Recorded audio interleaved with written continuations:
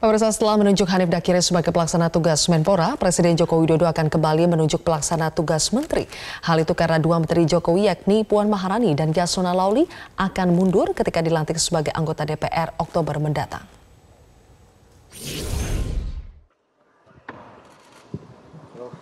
Terdapat dua menteri kabinet Jokowi yang lolos sebagai anggota DPR periode 2019-2024. Mereka adalah Menko Bidang Pembangunan Manusia dan Kebudayaan Puan Maharani serta Menteri Hukum dan HAM Yasona Lauli.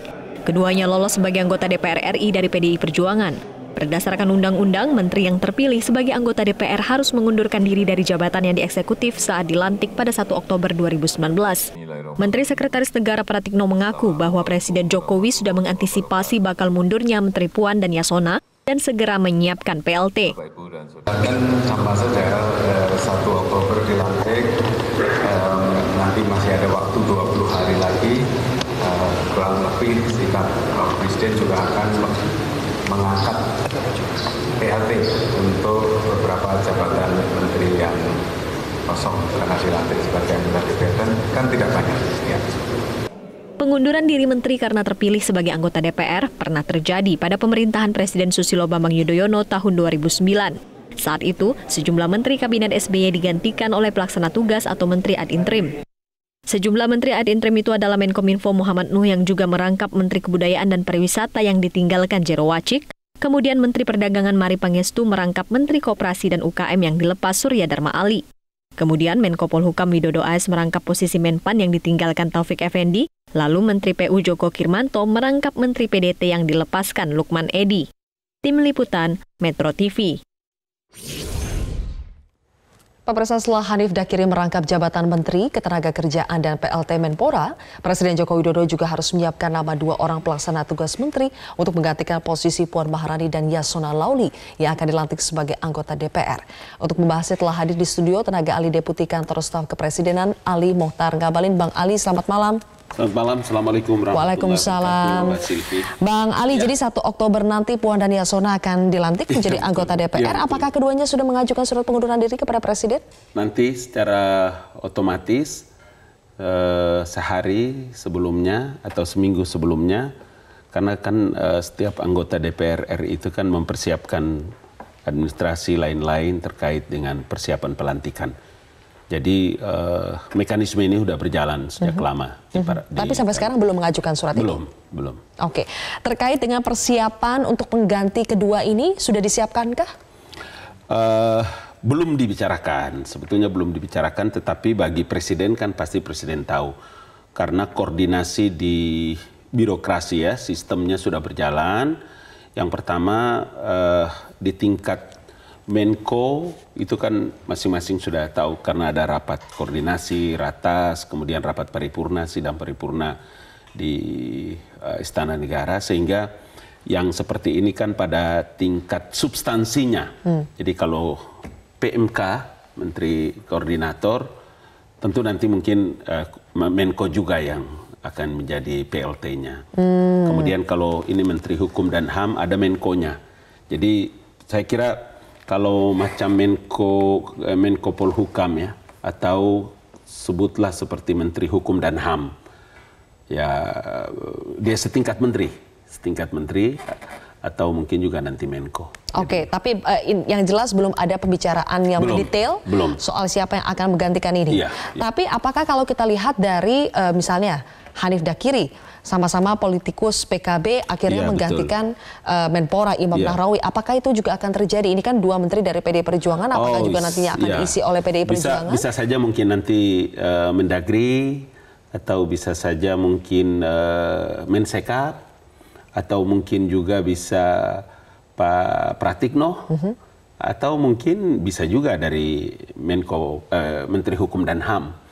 Kalau terkait dengan Mbak Puan, ya ada juga beberapa Menko yang lain. Itu mungkin Menteri Koordinator Keuangan dan seterusnya, Ekonomi. Jadi artinya saya ingin katakan bahwa sistem di birokrasi pemerintahan itu kan sudah ada, sudah pakemnya sudah ada, berjalan dengan baik. Jadi tidak ada yang kita khawatirkan dari situ. Oke, tapi ini tinggal kurang lebih 1 bulan lagi atau nanti dilantik 1 Oktober, Bang. Berarti tinggal beberapa hari lagi lah. Benar, beberapa hari lagi kan berarti Ini hari 23 berarti lebih kurang 1 pekan. 1 pekan lagi? Iya, 1 pekan. Jadi belum ada pembicaraan soal itu? Ya, kalau inti yang tadi saya bilang ada 3 faktor. Faktor yang pertama substansinya kan ini udah terbiasa, sudah ada di tingkat koordinasi. Menko-nya sudah dalam koordinasinya, kemudian dalam pertemuan-pertemuan mereka tahulah sistem mekanisme yang berjalan, kemudian tupoksinya sudah ada. Jadi tidak ada yang mengkhawatirkan dari sebuah sistem pemerintahan yang sudah berjalan ini. Kemudian Bapak Presiden tahu apa yang harus beliau. Oke, berarti kemungkinannya ada 2. Apakah nanti Menko-nya yang akan merangkap menjadi PLT untuk yang Pak Yasona ya. Tetapi betul. Kalau untuk Mbak Puan itu bisa jadi sesama Menko yang akan jadinya merangkap. Iya, bisa jadi. Saya berpikir dan saya pikir mungkin seperti yang kita kalau Menko ya tentu nanti PLT-nya Menko, ya. Kalau Menteri kayak Hukum dan HAM mungkin setingkat itu. Paling tidak tadi seperti saya bilang, ada Mas Cahyo dari Mendagri, ada juga Mas Pram Sekap, atau mungkin bisa jadi Pak Sesnek, atau bisa jadi Menko Polhukam. Oke, selanjutnya Bang Ali kita akan bahas apakah pergantian menteri ini atau PLT, penunjukan PLT nanti akan menghambat tugas-tugas dari kementerian tersebut atau seperti apa nanti caranya menanggulangi. Kami kembali membahas soal penggantian menteri nanti.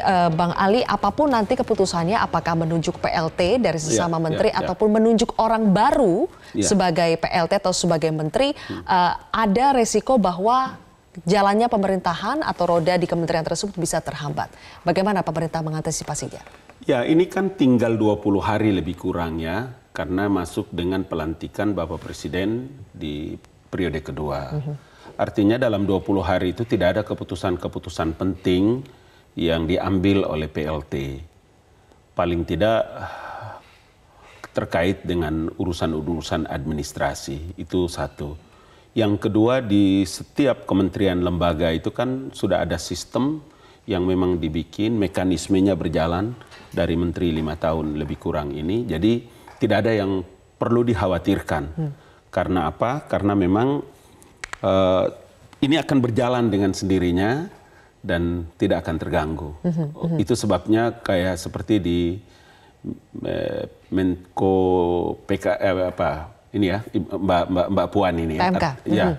Artinya koordinasi di tingkat Menko itu sudah ada, sehingga begitu ada PLT-nya, dia akan berjalan juga dengan mekanisme yang sudah ada, termasuk Menteri Hukum dan HAM. Kemungkinan untuk memilih orang yang baru di luar kementerian, dijadikan sebagai menteri, dan akhirnya menjadi menteri definitif sampai periode keduanya Pak Jokowi. Apakah itu mungkin, Bang Ali? Saya tidak bisa berspekulasi, karena ini menjadi hak prerogatif Bapak Presiden.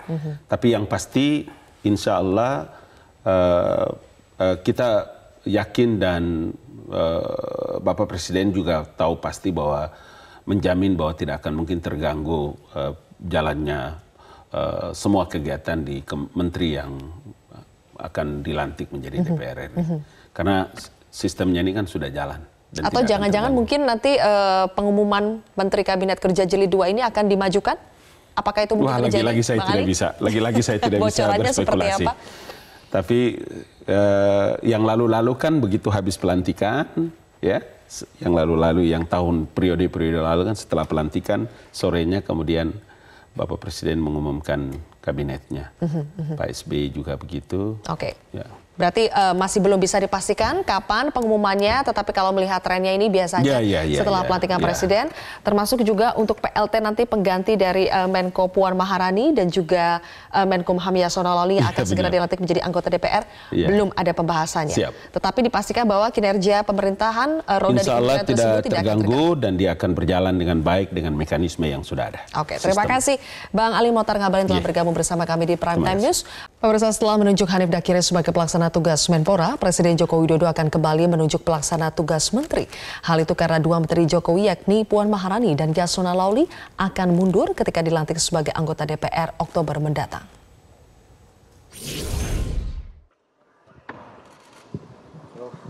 Terdapat 2 menteri kabinet Jokowi yang lolos sebagai anggota DPR periode 2019-2024. Mereka adalah Menko Bidang Pembangunan Manusia dan Kebudayaan Puan Maharani serta Menteri Hukum dan HAM Yasona Lawli. Keduanya lolos sebagai anggota DPR RI dari PDI Perjuangan. Berdasarkan undang-undang, menteri yang terpilih sebagai anggota DPR harus mengundurkan diri dari jabatan yang dieksekutif saat dilantik pada 1 Oktober 2019. Menteri Sekretaris Negara Pratikno mengaku bahwa Presiden Jokowi sudah mengantisipasi bakal mundurnya